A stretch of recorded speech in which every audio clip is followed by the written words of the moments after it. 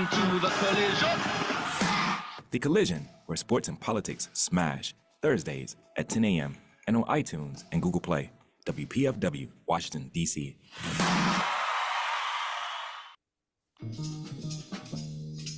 Welcome to On the Margin with Ethelbert Miller.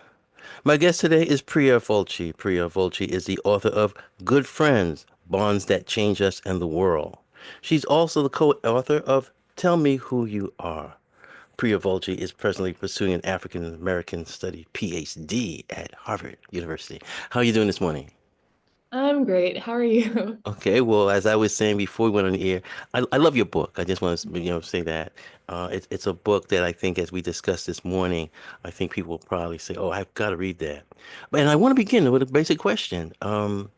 Why did you write this book, and what was happening in your life when you started working on it? Yes, so I think if, maybe I could go back to high school with the origins of this book. So I organized for racial literacy to become a graduation requirement in my school district with my good friend Winona Guo, and we were 15 years old. Where was the school district, this location? Where were Princeton you? Public Schools. And so we were 15, we created a racial literacy nonprofit, we wrote racial literacy textbooks, piloted them in fifth grade classrooms, printed them, educators and all across the country started showing interest, and largely students too. It was a grassroots effort to kind of get curricula in K through 12 schools. We deferred college, fundraised, traveled to all 50 states, wrote another book called Tell Me Who You Are, our last book, another racial literacy book, and then started college. And so for me, friendship was always a very central kind of role in my life. It just made sense. I always say the smartest thing I've ever done is ask for help. So with the organizing work that I've been a part of, friends, local people, community is just enabled everything. However, I very quickly, kind of when that friendship entered the public space, when we were doing interviews or going to speak at schools, started feeling really weird and odd for having a friend. One of my college professors told me, stop starting all your sentences with Winona and I, launch your own career, build your own name up and all of these things. And so that's when, as part of my undergraduate research, I was curious about why friendship is so systematically dismembered, why it's so hard to hold on to a friend as you grow older. And you do something which I think is key to the book. You construct your book around the teachings of Aristotle. So talk about the three types of friendship that he defines. Yes. So Aristotle in Nicomachean Ethics has, as you say, proposes three kinds of friendship: friendships of utility, friendships of pleasure, and friendships of virtue. Friendships of utility can be kind of when we think of friendship as networking. Friendship of pleasure is maybe most common, especially for my generation, Gen Z. It's people you party with, people you watch Netflix with. They're relationships that kind of feed your self-interest, that don't necessarily challenge it, and that are circumstantial. So there's this great New Yorker comment that I saw where two friends are hugging on the street outside, and one is like, okay, it was so great seeing you. The next time you're in the city, on my block, on my street, in front of my house, we should totally hang out again, right? So these relationships are frail. They're not very muscular. And then his third category of friendships of virtue, are when your self-interest kind of grows to encompass somebody else. It's a more profound, reciprocal relationship. Aristotle has his problems, which is why the book departs from Aristotle to the thinking of Black feminists like June Jordan. But that's where I kind of start off. Well, go back to Aristotle. Were there things when you were reading? Well, first, what led you to Aristotle? Were you reading something in terms of philosophy, and then you just came across this? You were searching for his definition of friendship, or how did that happen? That was largely because of my advisor and mentor, Eddie Glaude at Princeton, who was advising the undergraduate research. He was like, we don't have to reinvent the wheel. There's a lot of Western philosophy that actually seeps into the way all of us do friendship today. But where the most important kind of part of the research for me was when Professor Glaude said, be in conversation with him. Like, we don't need to stay with, because Aristotle excluded entire categories of people from the relationship of friendship. He didn't believe women could be friends. It was this kind of elite, superior relationship. So it was important for me, although I started there, to kind of push out from there as well. Were there any women thinkers that, for example, that you could say, okay, I've got the Aristotle model, but this model, might be Susan Sontag, it might be Adrienne Rich, somebody that, yes, that's a woman that says, okay, this is how I view friendship, that you could have relied on also. June Jordan. I Okay. mean, June Jordan was the person who I eventually just took over completely. And it's because, first of all, she writes about friendship in a way that she fashions it so that, all of us are invited into the relationship. And also importantly, she, the third category of friendship, the most ideal category of Aristotle's, I said friendship of virtue. Some translations actually translate it into perfect friendships. So he saw them as like two perfect people kind of coming together and uniting, right? But I mean, I'm a very imperfect friend. I think friendship is improvisational. We don't have any templates. Nobody teaches us how to be a good friend, right? And so messing up is almost guaranteed. There's an Irish poet who says friendship requires continuous mutual forgiveness, right? Hmm. And June Jordan writes about friendship in a way that's messy and that where mistakes are made. And to me, that's still a revolutionary proposition because it still says that friendship is center stage, not merely accessorizing romantic and familial bonds, but that it's good, bad, everything in between. It's as complex as any other relationship. When you looked at June Jordan, there were two other writers that I thought of when I think of Mm. what they meant to communities and who I saw having many friends. Mm. One is Toni Cade Bambara, and the other Mm. is Audre Lorde. Mm. And I just was wondering in terms of them, and I find it interesting because they all are linked to City College when June was there. They were all like, they were all like Audre Lorde, they were all at City College, and, Yeah. and there was a friendship that was there. Mm. And I always felt that when I looked at that photograph of the sisterhood, Tony K. Brown seemed like a person that would be missing from that group. Mm. Yeah, and you're right. Like when I was researching, especially how June Jordan and Adrienne Rich came into contact with City College and like just to be a fly on the wall in that space during that time, Right, right. all the people who were teaching there at the same time. But Toni Cade Bambara for sure, and I do have to look more into. I really do want to look into her archives and kind of pull that in more. Audre Lorde, I do write about her letters with Pat Parker in the long distance friendship chapter. There's an incredible archive of that captures a long distance friendship between these two women who were battling cancer, as well as trying to maintain and grow their friendship and Hmm. love each other through that. Well, let's go back. There's something that you have in the second chapter, the individual, where you're talking about June Jordan and you're comparing her to Henry Davis Thoreau. Mm. Yes. Um, so, you know, I'm Gen Z, and Gen Z is crowned the loneliest, generation. And a part of my effort to write this, I talked about my friend Winona, and, some professors were like, have you seen the movie The Social Network? Be careful. Keeping friends close is they're going to stab you in the back. And so we have this kind of individualistic great man solo icon model for, any life. And Henry David Thoreau is, especially as I was growing up, kind of the person who was self-reliant and lived on his own in Walden Pond and wrote and read a lot, right? And this similar narratives about like Steve Jobs, like all these people.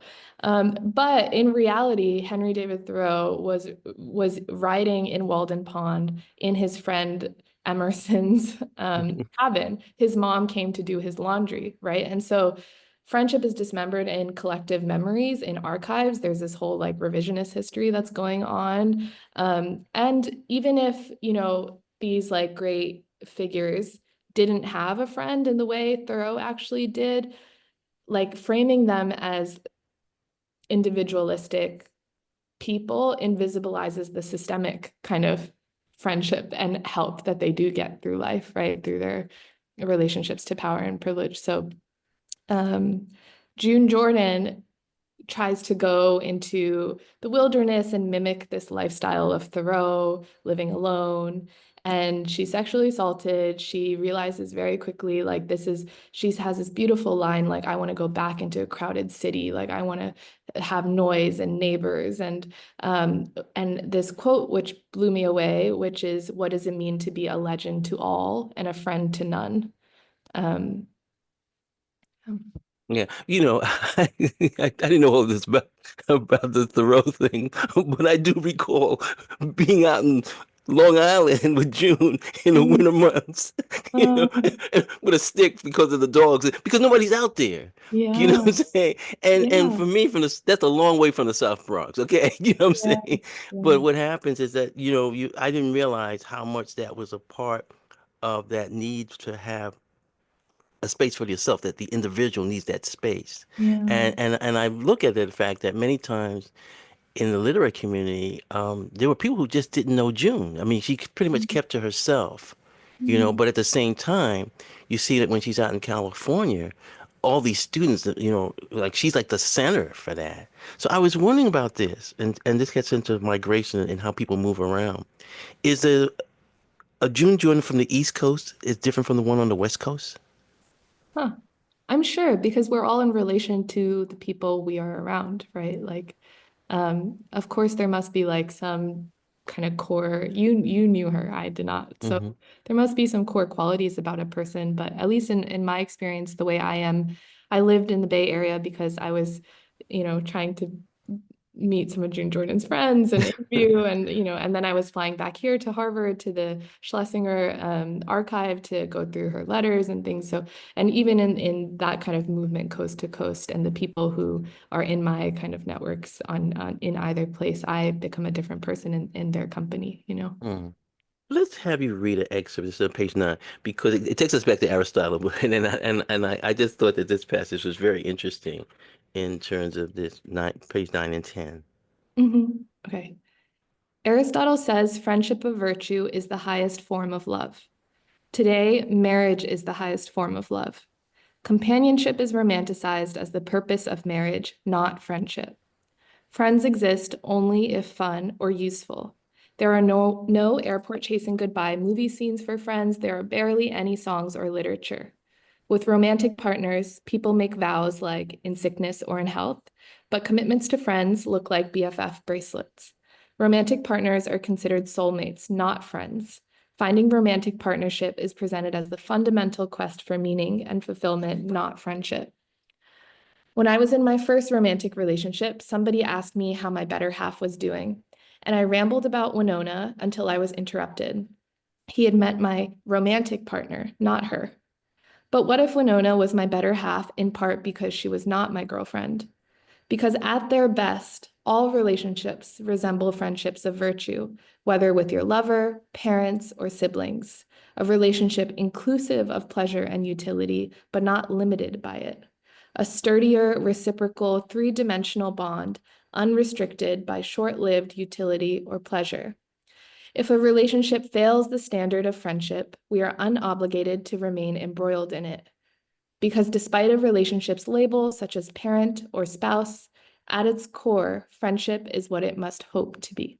You're listening to Priya Vulchi reading from her book, Good Friends, Bonds That Change Us and the World. I looked at that, and today marriage is the highest form of love. But you also dealing with how we see things on the movie screen. Like this is a sense of like, okay, this is what we're supposed to aspire to. And I wonder in terms of when we look at marriage as an institution for, especially for women, is it one in which you wind up giving up a lot? Yeah, and I mean, thinking about the way patriarchy, institutionalizes relationships and the danger of that. And I think with this passage, too, what I'm trying to get at is that the solution for friendship is not necessarily to kind of systematize it in the ways that we're like our biological and legal relationships, how they're systematized and fastened to us. Like you might be tempted to say, oh, like as a solution, friendship is so dismembered, so like torn, like our friends, it's just so inconvenient, so hard to be a good friend systemically, right? And the Mm-hmm. solution might be to make friendship mimic a marriage, right? Like let's make friendship institutionalized in that same way. But actually, I think there's danger in that, because part of the beauty of friendship, I think, is that it exists kind of in the in-between and fringe spaces, right? It's like unsurveilled, uncoerced.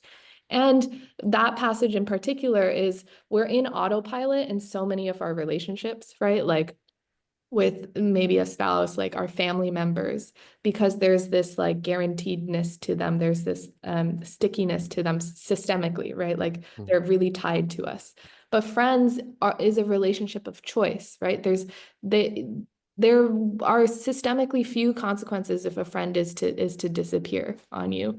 And so at its best, kind of friendship requires a lot of awareness and attentiveness, reciprocity. You're careful about these relationships. And so with these other bonds, such as like your parent, your sibling, what if the solution is not to make friendship mimic those bonds, but to have those bonds see friendship at its core, to aspire to friendship, right? Because to do it the other way around, like simply reinscribing something into the dominant order, is not going to subvert the dominant order, right? So that's what I was trying to get at with that passage. I love listening to you because what happens is that listening to you and Uh-huh. reading what you wrote, you balance this very cerebral academic with like actual relationships, So what happens is that as a reader, one is able to look at one's life and then see the bigger context. Okay, how is economics, how are these things affecting who I am? And that has a lot to do with sometimes one would look for your book to be at some sort of, university press for $50, $60, not accessible, or what happened, I would read the first chapter and I said, well, did she ever have any friends? Right. And then by the third or fourth chapter, you got into like, I met somebody. But, what Right. happens, you are able to put pretty much theory and practice together, okay? And that's what I feel that why this book is so important because yeah, if I'm in a friendship and I want to know what's going on and how I'm changing through this person with this person, I'm able to see something much bigger, Mhm. okay? And then looking at other models of friendship. And I think that's key. I want to move into something which I think is very important because, especially for our listeners, when June was fighting breast cancer, how did her friendship change? And I know there's a lot of people, here, especially here in DC. I mean, a number of women who are, say, been widows for many years or not been married, and they rely on maybe some like a sisterhood to say, okay, I have to go to the hospital. I have to do this, okay? And I think that's a real test sometime of a friendship. You can have a lot of acquaintances, but during a time of a crisis, is your friend there for you? Talk about June and how she was able to navigate her battle against cancer and her friends helping her support her getting through this serious part of her life.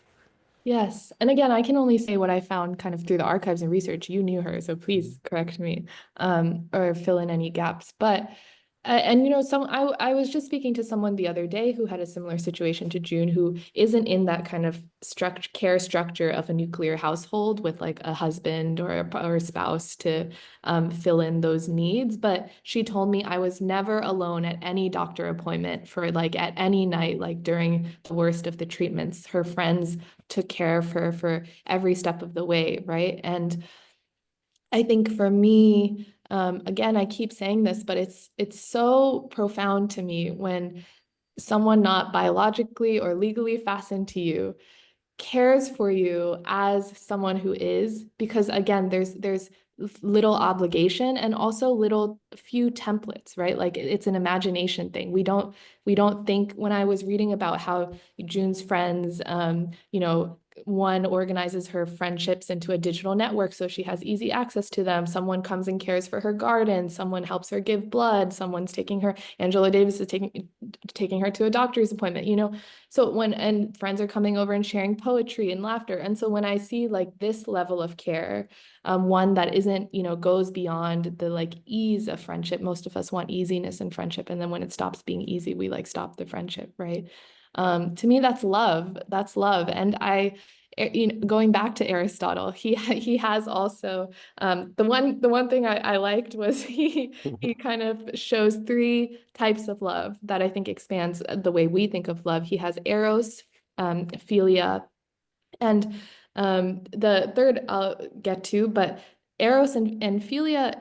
Eros is the kind of romantic and sexual love, is what he says. Philia's love for our non-romantic relationships. That's how he defines friendship. And agape, the third category, is love for something bigger, like community or God. That's the Martin Luther King level. Yeah. And today, like when we think of love, we think of eros, right? Like we think of Hmm. that sexual romantic love. But even just having those three categories really expands our imagination, right? Like love is, my friend said the first time she felt love is when she saw her niece born in a hospital and she walked into the room and just like felt that emotion for the first time in her life. So when we limit love, we also limit how we can experience love, you know? And for me, reading about June's experience through cancer and the ways that her friends stepped in. For me, I was like, oh, like, you know, friendship is the greatest love story ever. Hmm.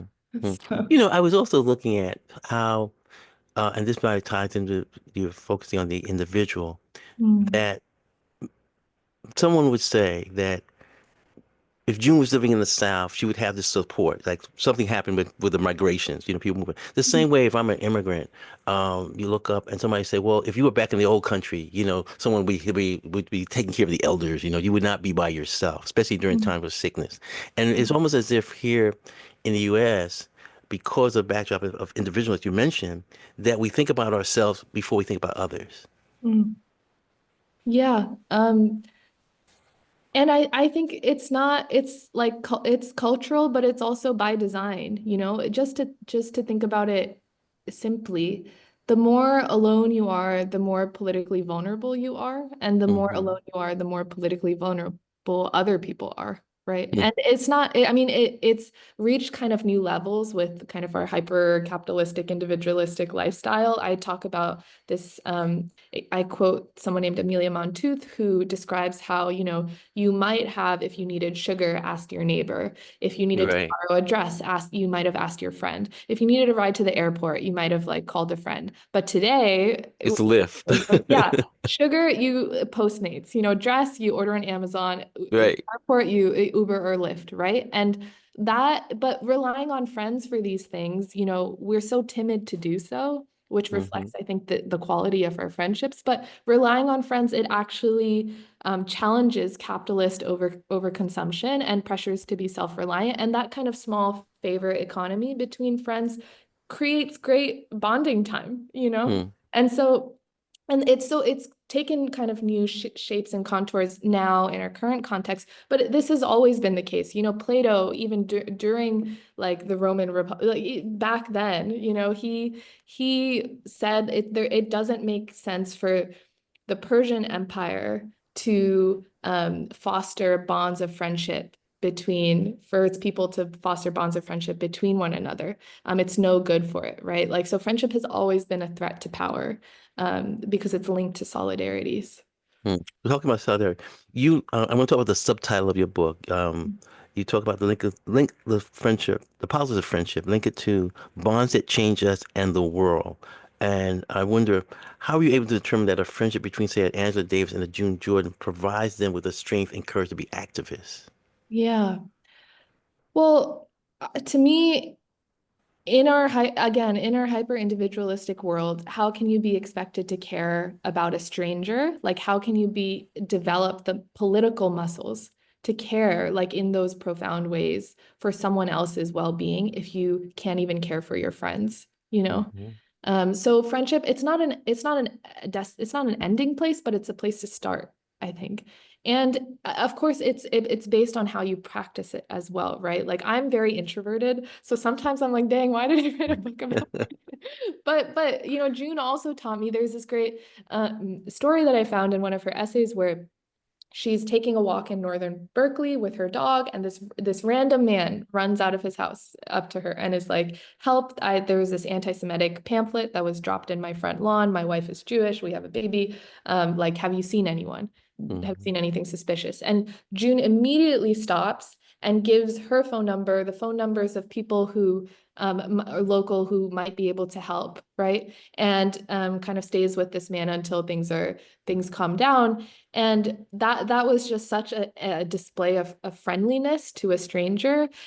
But then June goes home and this man invites her over and is like, "Oh, come meet my wife, come meet my child." And she's like, "No, I actually I'm tired. I don't have time," right? So you don't have to have Olympian levels of kind of social extroversion to make friendship have connections to solidarity, but what you water grows, right? Like how you practice your friendships, like those political muscles transcend the individual kind of incubated space of that friendship, I think.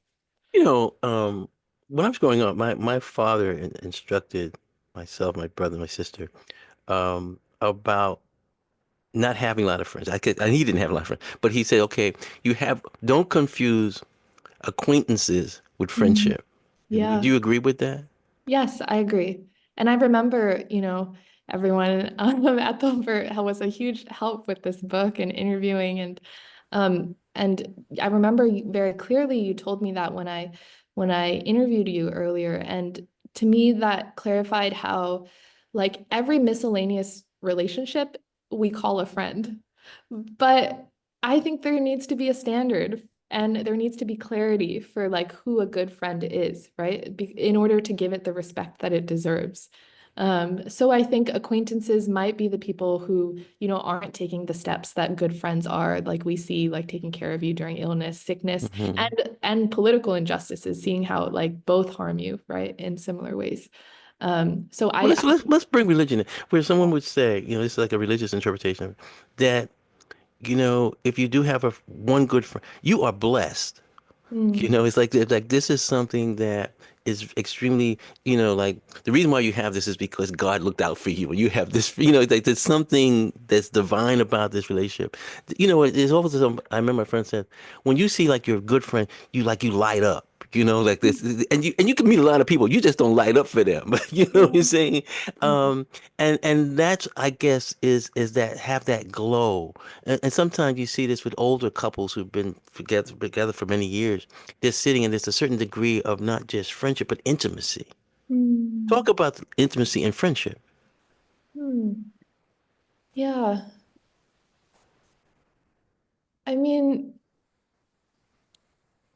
so I think most of us have probably already experienced it before. Like I write in the book, looking back, if you give yourself permission to love a friend in the same way we do others, who would you be giving long overdue credit to? The people who mothered and fathered you despite not being your mother and father, the people who loved you like a romantic partner despite not being your romantic partner. Many of us have actually already experienced it. And so I think it's an imagination thing. I think you were talking about popular media, we don't authorize ourselves to feel it, to remember it, to experience it. But for me personally, friendships are, I give my friends credit for being my mentors, even if they're the same age as me, for raising me, for loving me, for teaching me what love is, for challenging me, for growing my politics.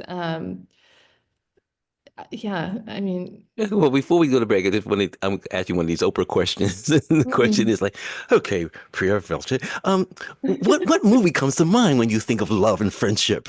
Is there any movie that you have that I mean, do you want me to answer? So Yeah, I want you to answer that question okay, before we go I'll to break. answer it. Just what the first thing that's coming to mind to me today, which is I was going through, a rough time yesterday, and I called a friend and I FaceTimed a friend, and a friend saw the expression on my face, and before I even said anything, she started tearing up, and I just, yeah. So talk about love. See, So every time I see your face, I start laughing. yeah, Okay, we're gonna that take a works. little. That works. We're gonna take a little break. My guest this morning is Priya Vulchi. She is the author of Good Friends: Bonds That Change Us and the World. My name is Ethelbert Miller. The show's On the Margin. The station's WPFW 89.3 FM.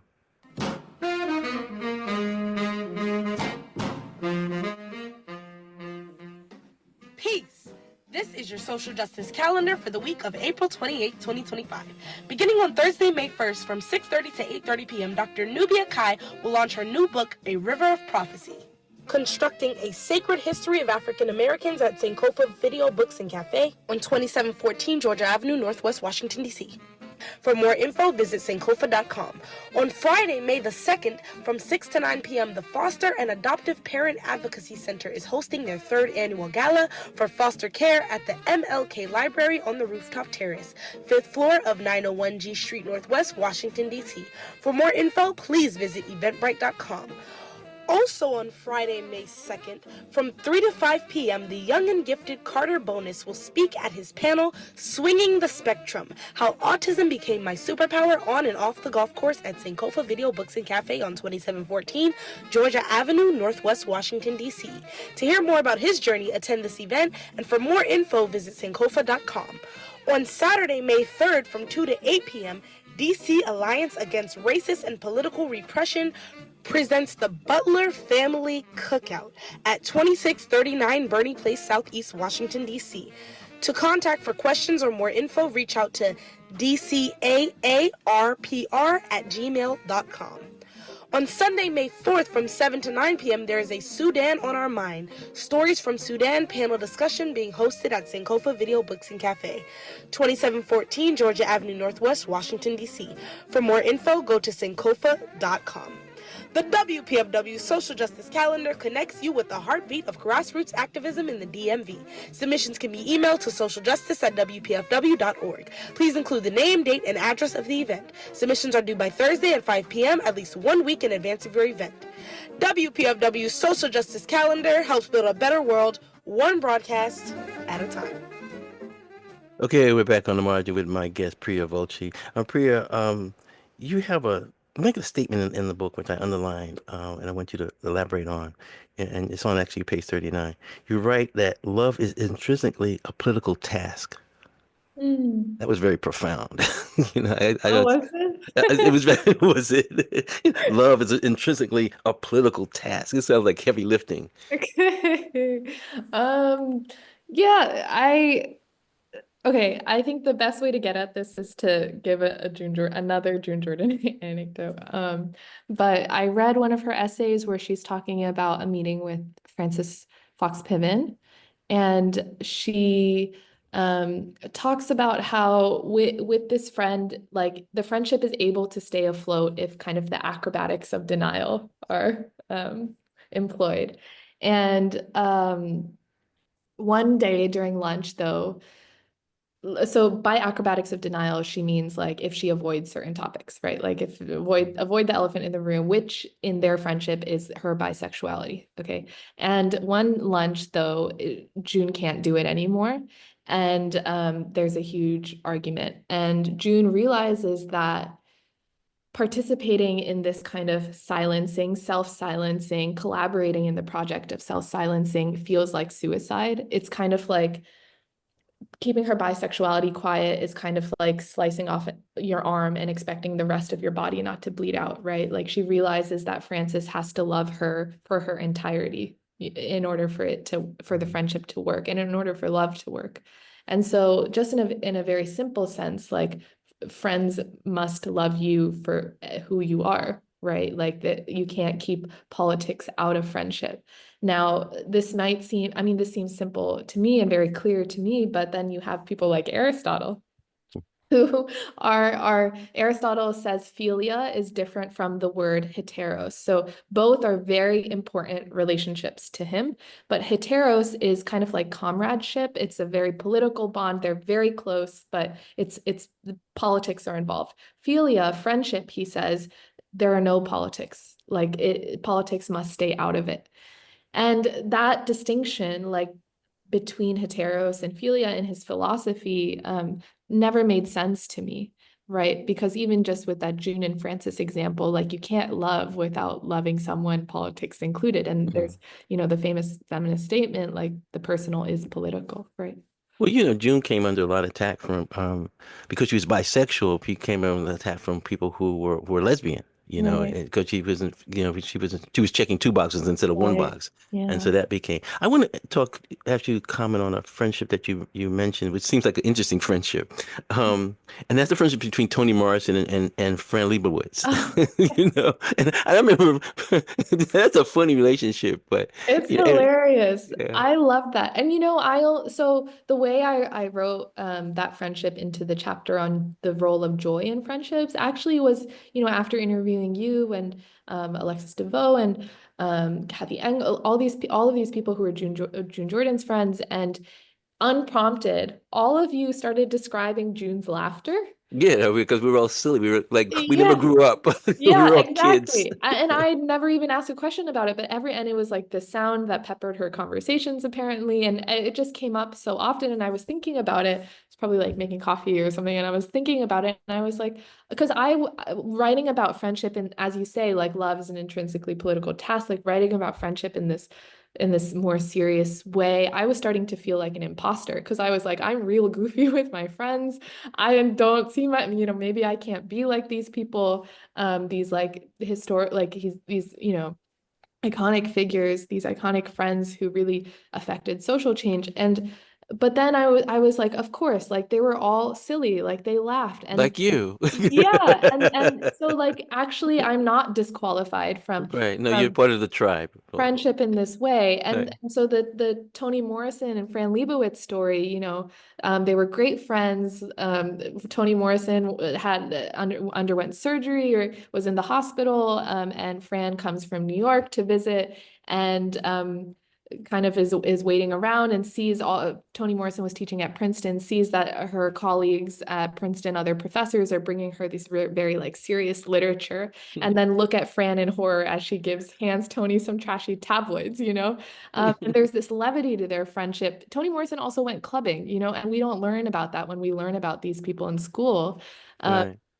and so it's like an entryway to see that like the amount of fun and joy you have in your friendships actually doesn't disqualify you again, but actually prepares you for like larger, more serious political struggles. Mm, So Robin D.G. Kelly, he says like change is not an event. Change is a continued struggle, right? And struggle to me, like philosophically, goes hand in hand with joy. So you can reframe that mm, to kind of think change is a continuous struggle, but also friendship, joy, community, right? And so Alexis DeVoe said, joy is, and laughter is the steam that alleviates the pressure of multiple oppressions, right? And so mm. to me, that was just so important to include. And I was thinking, as you were talking, I was thinking of another friendship that's interesting, and that is the one between Nina Simone and Lorraine Hansberry. No, I've read Yeah. about it, but I don't know much about Yeah, it. so it's just interesting that because sometimes you you you have a view of a person or you're introduced to a person a certain way, not really like, oh, they know each other. Okay, and I think that's also very important. I want to ask of this big question, Priya, how difficult is it to develop good friendships while navigating race, class, and gender lines? Mm. I think it's difficult, but and I have this chapter called Bad Friendship.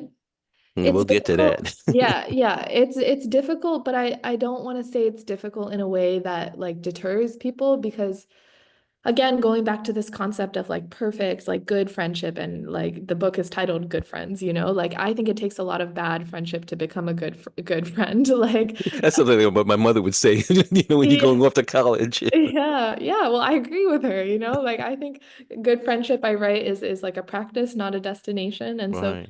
it's difficult. And there's again, June, the story with Adrienne Rich, where 1982, like Israel invades Lebanon, and Adrienne Rich signs this letter that says anti-Zionism is anti-Semitism, and June kind of, holds her into account. And for me, like, I'm at Harvard, there's so much systematic censorship, and silence. And I'm kind of just like, who are your friends, in these Hmm. circles? Because if you think about, if you don't engage with these things, right, like race, class, gender, all these, um, you're enabling a lot of cowardice. You're enabling a lot of harm. And the actor Tom Holland, in an interview, said, if you have a problem with me, text me. And if you don't have my number, you don't know me well enough to have a problem with me, right? And I think a lot of people have this mindset. And so actually treating friendships as like the first in the chain of command, so to speak, to be honest and candid with you and respect you enough to do so. June Jordan writes that polite behavior is a civility that greases oppression. And I really think so too. Let's have you read another excerpt, and this is the chapter 9 that begins with love. Yes. Okay. At the altar, brides and grooms confess to being best friends. Your other half is a balm to individualism and loneliness, a solution to all your unmet social desires. Marriage replaces many relationships, and the spouse becomes your friend, cohabitator, confidant, muse, and lover. But one person cannot fulfill what an entire community is meant to. One person cannot paradoxically be both your sense of security and also your sense of adventure, as psychotherapist Esther Perel says. One person cannot be your everything friend. We are compelled into rigid romantic structures nonetheless through taxation, healthcare, housing benefits, lack of social stigma, cultural security, and an overall ease moving through the world with a ring on our finger. In part because it leads neatly to nuclear families, and nuclear families are lucrative. They squeeze people into the smallest units possible. Each family buys a house, car, and television. The more family units, the more houses, cars, and televisions get purchased. Goods are duplicated and sold instead of shared, so more profit is generated. The idea that love is exclusive to romantic partners, however, skews our understanding of love. It isolates us and makes us vulnerable to bad loving. Tightening love to romantic edges reduces our sample size.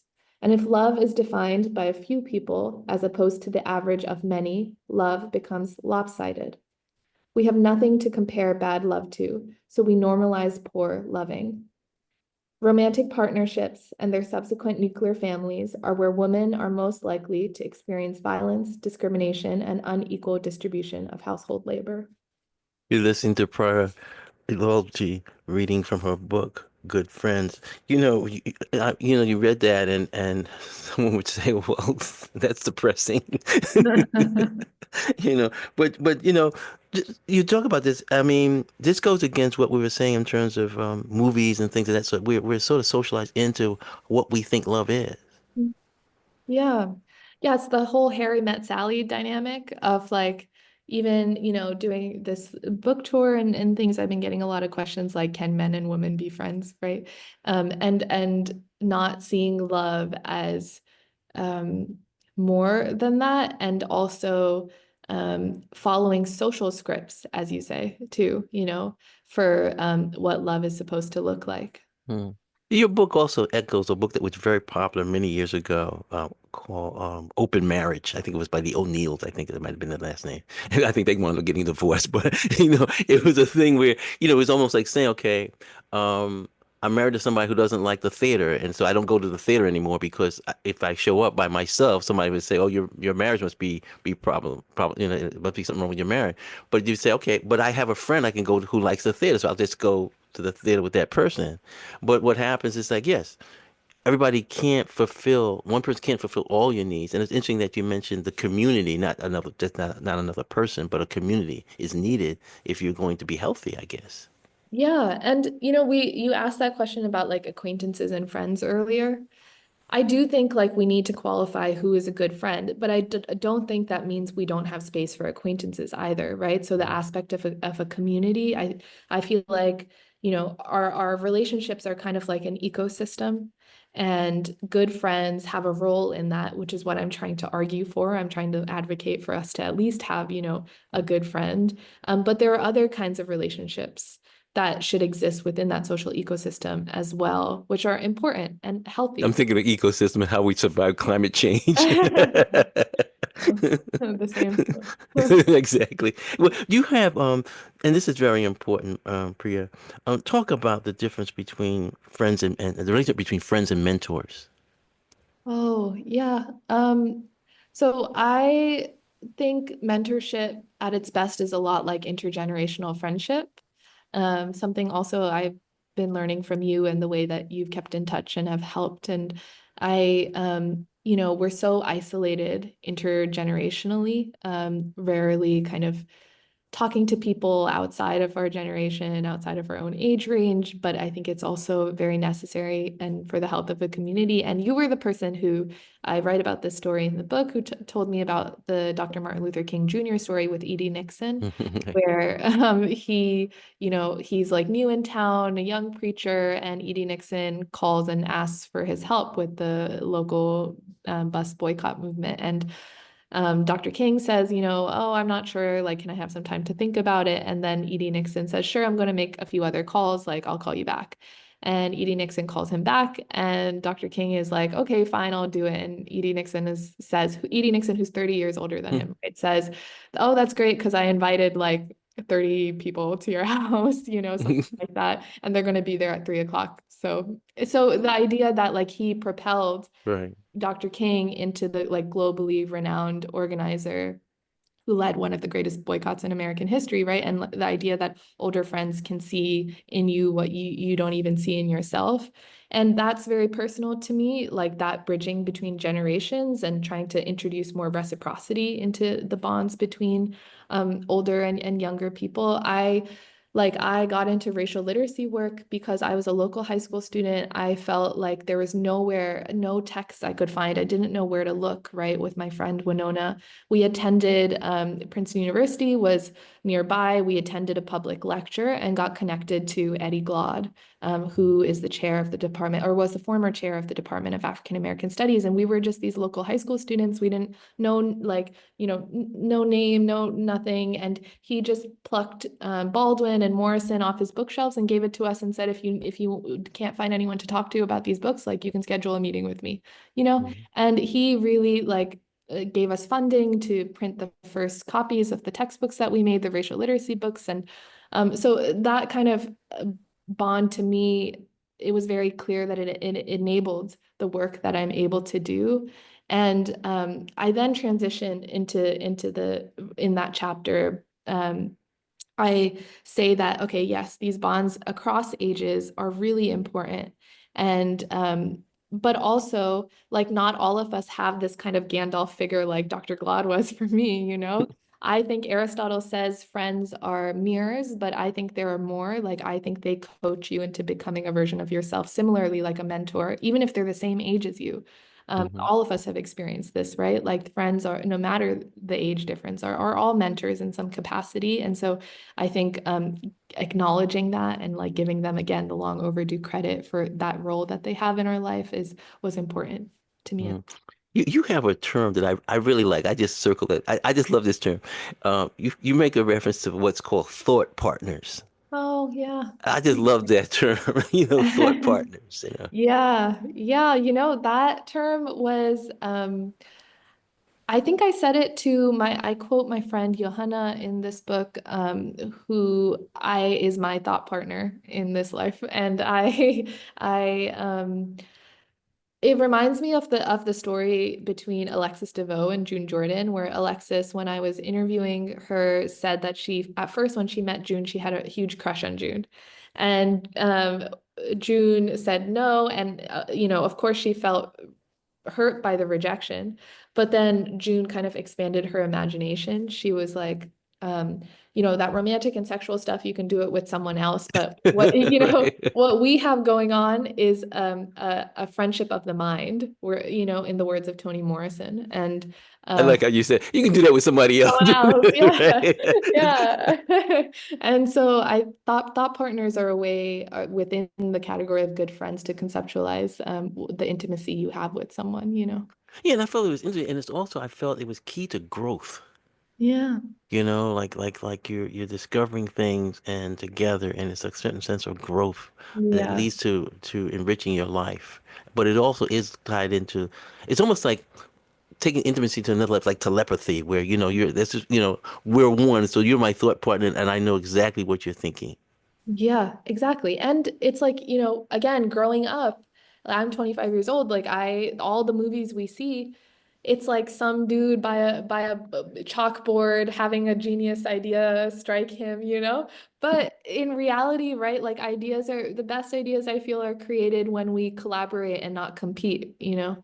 I laugh when you say that because aren't you at the Harvard where those movies will take place? There's a blackboard right There's a next to me. blackboard right there, Right right next to there. You, me. you just have Yeah. to fill in the equations. Yeah. And so I think pedagogically, if we can, one of my professors is Imani Perry, and last semester she did something that I thought one of my favorite moments in the entire semester was she on the chalkboard, she wrote all the names of the class was called African American intellectual tradition. And she wrote all the names of the thinkers that we're working with and drew connections between them. Like these people were roommates, this person was this person's mentor, these people were all friends. And like even if they didn't know each other directly, this person was working in the lineage of this person. And as a student, you're like, oh, okay, like this is the tradition, like this is the practice. That's basically describing Greenwich Village in Harlem. Yeah, yeah. Yeah, but we don't learn that, right? Like we Right, don't right. learn that. We're taught an entirely different model for how to be and how to think and how to love. And Mhm. so, yeah. Yeah. One thing that you talk about, and it's funny because we're coming to the end of our program, you talk about that friendships have natural endings. And so I saw it like, okay, it's like you go to the store, it has an expiration date. Okay, this friendship is only going to go, if it's only going to last until like May of next year. Don't touch it, don't eat it, don't even taste it after that. But talk about that because, many times we want friendship to be forever. Yeah, it's the whole BFF thing, you know? I think it's just, I say friendship is often just like the study of what it means to be human. And I think it's relevant to friendship as it is to other kinds of relationships that end. They say let go or be dragged, And I think this idea of like BFF charms and best friends forever is just can be disingenuous. And I think it's just offering friendships the complexity we offer to other relationships that they can end. And that doesn't necessarily mean it's a failure of the relationship. One of my friends who I quote in the book was like, would you not get a cat or a dog just because it might pass before you, right? Like there's still value in the relationship, even if it does end. And so, um, and I wrote that chapter about friendship breakups because I just wanted to validate that it hurts. Like people Mm. don't usually validate that friendship breakups are as devastating. Well, let's end on the relationship. You're at Harvard University. You're studying in a PhD program doing African studies. What is ahead for you? You're in this program. You made some decision to be in this program.